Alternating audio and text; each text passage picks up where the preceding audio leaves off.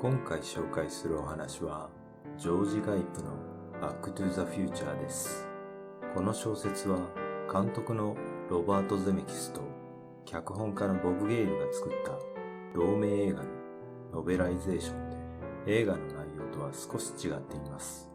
映画自体は世界的な大ヒットとなり、続けて2作の続編が作られることになりました。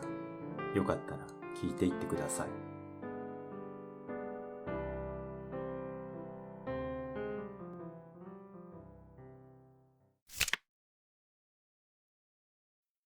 1、実験。午前1時。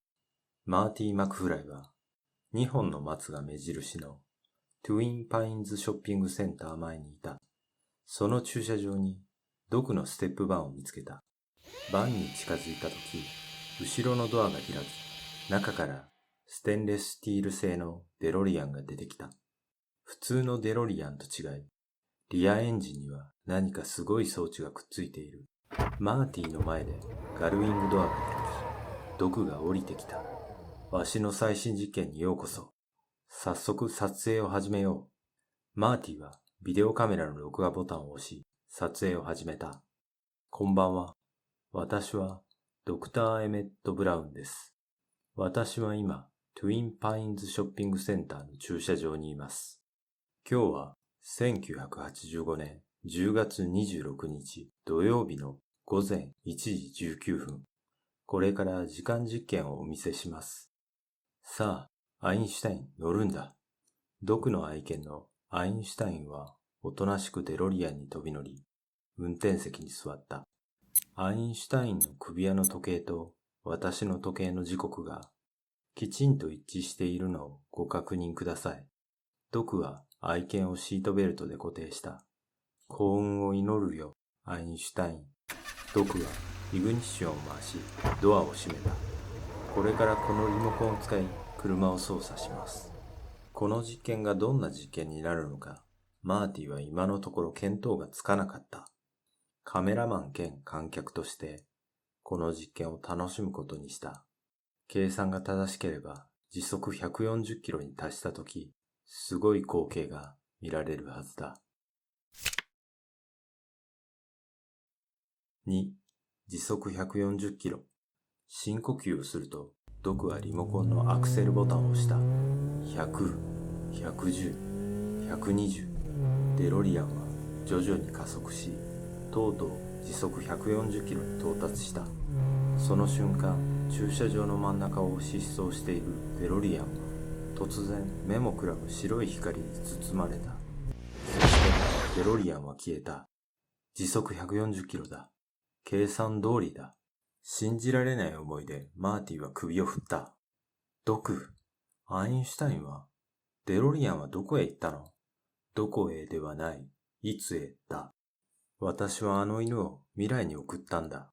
正確に言えば1分後の未来に。マーティはカメラを持ち上げ、ドクを再びフレームに捉えた。あと数十秒だ。そのままカメラを回してくれ。5、4、3、2、1。轟音が響き渡ったかと思うと、デロリアンが再び姿を現した。消えた時と同じスピードで、ドクはブレーキボタンを押した。車体は煙を上げながら止まった。マーティはドクの後を追い、デロリアンに近づいた。ガルウィングドアを開けると、アインシュタインは尻尾を振りながらこっちを見ていた。ドクは愛犬の無事を確認しながら首輪の時計を確認した。愛犬の時計は1時20分を、ドクの時計は1時21分を指していた。ほら、ちょうど1分の違いだ。シートベルトを外すと、アインシュタインは嬉しそうに車から飛び降りた。3、タイムトラベル。あれから29年と355日か。とても信じられんな。ドクはつぶやいた。おいで、どういう風に動くか説明しよう。ドクに合わせ、マーティは車内を撮影した。ここに目的の日時をセットするんだ。そう言うと、ドクは1955-1105と打ち込んだ。それは何の日？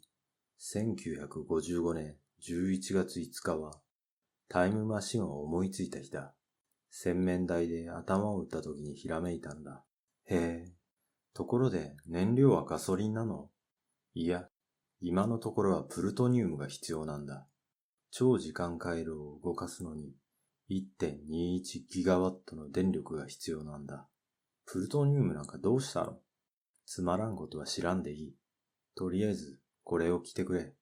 マーティは黄色い放射線防護服を着て撮影を続けた。ドクはリアエンジン部に新しいプルトニウムをセットした。もう安全だ。じゃあ見送っておくれ。どこへ行くんですか？とりあえず未来へ。これから25年後の未来へ行こうと思う。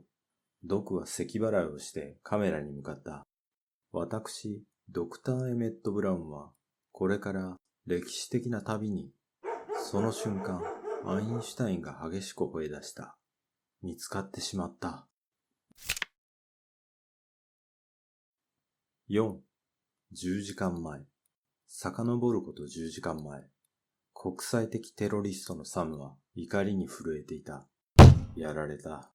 ブリーフケースから書類を取り出した。書類にはドクの写真が貼ってあった。俺たちは核爆弾を作るため、こいつと契約した。プルトニウムを盗み出し、こいつに渡したら、中古のピンボールの部品を詰めた容器を返してきたんだ。今夜、ショッピングセンターで、こいつの人生を終わらせる。5. テロリスト。ショッピングセンターのドクたちめがけ、黒いバンが走り込んできた。テロリストが、マーティ、逃げろ。奴らはわしが引きつける。ドクの前で黒いバンは停止し、男が身を乗り出し、ドクに向かってマシンガンを撃った。ドクは胸をつかみ、前のめりに倒れた。続いて黒いバンは U ターンして、マーティの方に向かってきた。マーティはビデオカメラを拾い上げ、近くのデロリアンに飛び込んだ。イグニッションを回し、アクセルを踏むと、デロリアンはものすごい勢いで走り出した。マーティはバックミラーを覗いた。マシンガンの銃口がこっちを向いている。慌ててハンドルを切ると、さっきまで走っていた場所に弾が飛んできた。逃げ切るのはスピードの問題なんだ。その車で時速150キロが出せるか見せてもらおうじゃないか。マーティは覚悟を決め、アクセルを踏み込んだ。マーティの頭の後ろで機械の明かりが点滅しだした。ダッシュボードの数字も明滅しだした。ショートでもしたのか、エンジンの限界を超えたのか。その時、速度計は140に変わっていた。周りが白い光に包まれた後、突然目の前にカカシが飛び込んできた。6. 時間移動。突然、車がガタガタと揺れ出した。さっきまでショッピングセンターの駐車場だったのに、今は農場の中を走っている。後ろを走っていた黒いバンの姿もなくなっていた。農場を飛び出すとき、マーティは松の若木を一本倒してしまった。しばらく道路を走っていると落ち着いてきた。マーティはデロリアンを止め、ダッシュボードを見た。目的日時がドクがさっき説明してくれた時の1955年11月5日のままだった。その下の表示も見た。現在日時も1955年11月5日になっていた。1955年だって。マーティは周囲の状況を見た。知った道なのにどの家も建築中なのだ。マーティはラジオをつけた。アイゼンハワー大統領は1955年は住宅増加政策実施の年になるだろうと予想しています。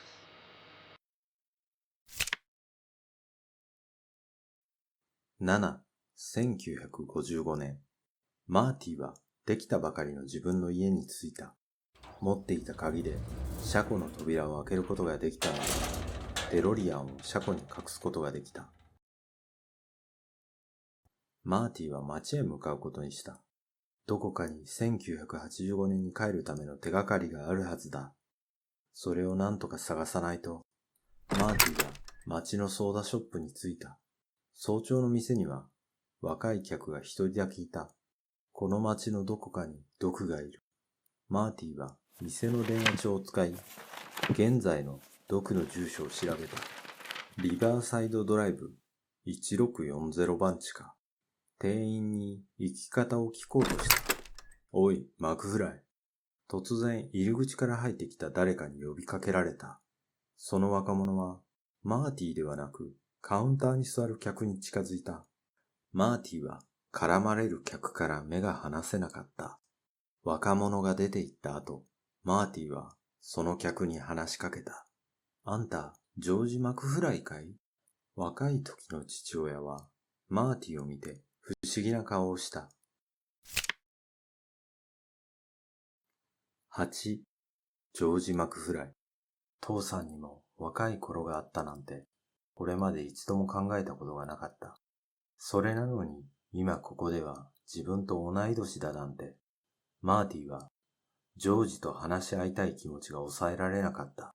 しかし、気の弱いジョージは自分のことを知っているこの見たことない男のことが気味悪かった。男の隙を見て店から逃げ出すことにした。自転車でどこかへ走り去ったジョージを探し、マーティはシカモア通りあたりまで歩いてきた。この辺にはおばあちゃんの家がある。おばあちゃんの家の前に生えている木に、ジョージの自転車が立てかけてあった。上を見て、マーティは息を飲んだ。6メートルほどの高さに張り出す。木の枝の上にジョージがいた。ジョージは双眼鏡を使い、おばあちゃんの家の2階の窓を見ていた。覗きかよ。次の瞬間、ジョージは枝から地面まで落ちた。そして、そのまま道の真ん中で伸びてしまった。その時、角を曲がった車がジョージに向かってきた。マーティは道路に飛び出し、ジョージを道の脇に引きずった。車はジョージしか避けることができず、フェンダー部分がマーティの肩と頭にぶつかった。そして、マーティは意識を手放した。